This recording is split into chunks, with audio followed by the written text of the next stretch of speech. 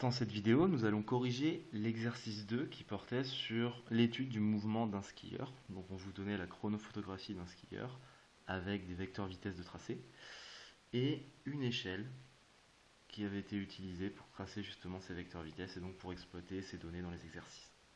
Donc, première question, on vous demandait de décrire la trajectoire du skieur. Donc là, c'est appliquer le cours, la partie grand 2, petit 1 du cours sur la trajectoire. Vous voyez que l'ensemble des positions successives occupées par le skieur, à savoir la position 1, 2 et 3, et vous voyez que ça forme une droite. Donc, si l'ensemble des positions occupées forme une droite, la trajectoire sera dite rectiligne. Donc c'est le mot de vocabulaire qu'il faut utiliser, il ne faut pas juste se contenter de dire c'est en ligne droite. Deuxième question, on vous demandait dans quel référentiel on a obtenu cette trajectoire. Donc là, il suffit juste de regarder un petit peu le genre de mouvement que vous avez. Là, c'est comme si vous étiez assis au bord de la montagne et que vous étiez en train de regarder passer le skieur devant vous. Si vous êtes assis, on va dire sur le toit en train de regarder passer le skieur, c'est que vous êtes fixe par rapport à la surface de la Terre. Donc d'après le cours, vous êtes dans un référentiel terrestre pour observer un tel mouvement. Je vous rappelle que la nature du mouvement dépend du référentiel, donc c'est important de le fixer dès le début. On vous demande la question 3, donc en utilisant l'échelle, à savoir 1 cm mesuré sur le dessin représente une vitesse de 10 mètres par seconde, on vous demandait de déterminer la valeur de la vitesse instantanée au point V1, V2 et V3.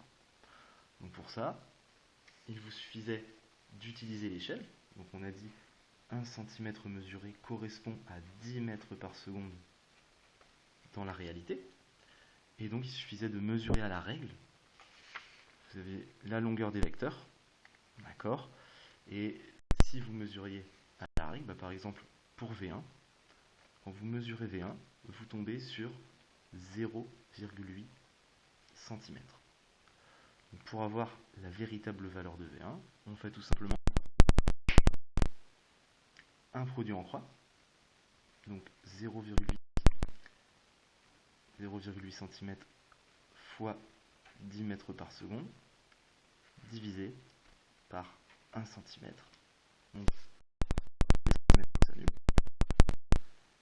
et quand vous faites ce calcul, vous tombez sur une vitesse de 8 mètres par seconde. Donc là, bien sûr, c'est une mesure approximative, ça dépend de la qualité de la photocopie. Donc si vous avez quelque chose aux alentours de 7, 8, 9 mètres par seconde, la réponse est tout à fait correcte. Donc on faisait exactement la même chose pour V2 et pour V3. Donc pour avoir V2, quand vous mesuriez V2 sur le schéma, vous aviez environ 1,3 cm. Et donc vous aviez, on refait le même produit en croix, 1,3 cm fois 10 divisé par 1 et on trouvait 13 mètres par seconde.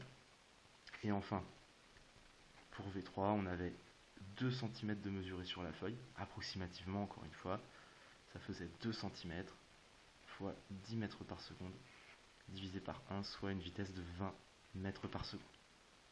Donc, on avait la valeur des 3 vitesses. Donc quand on fait ces petits calculs-là, juste pour vérifier si on ne s'est pas un petit peu troué dans les mesures, vous voyez que la longueur de chaque vecteur, elle augmente. Ça veut dire que quand vous faites votre calcul, la vitesse doit augmenter aussi. C'est un petit moyen pour vérifier qu'on ne s'est pas trompé dans les calculs, puisqu'une coquille, ça peut vite arriver dans les produits en croix. Donc, à la question 4, on vous demandait d'écrire les variations du vecteur vitesse au cours du mouvement. Les vecteurs, je vous rappelle que c'est décrit par 3 caractéristiques qui sont la direction, le sens et la norme. Autrement dit, la longueur ou la valeur du vecteur. Donc, ce qu'on peut constater sur le schéma, la direction, c'est la droite selon laquelle le vecteur est tracé. Vous voyez que les 3 vecteurs, ils sont alignés sur la même droite. Ça veut dire que les 3 vecteurs, ils ont même direction. Les 3 vecteurs sont orientés de la gauche vers la droite, puisque le skieur est en train de descendre. Donc ils ont aussi le même sens. En revanche, la longueur des trois vecteurs, elle ne fait, enfin elle est différente, pardon. La longueur de chaque vecteur, en fait, elle ne fait qu'augmenter. Donc, la norme varie. Donc, qu'est-ce qu'on peut dire? Comment on peut caractériser le mouvement? Bah, même direction, même sens. Ça veut dire que le mouvement,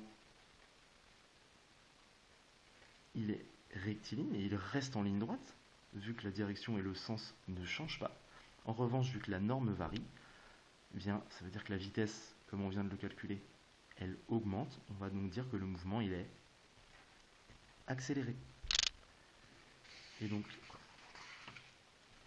je vous rappelle que pour décrire la nature du mouvement, il faut utiliser à chaque fois deux mots. Un mot pour la trajectoire, un mot pour la vitesse. Donc là, c'est bien ce qu'on a fait. Calcul à l'appui pour montrer que la vitesse augmentait au cours du mouvement.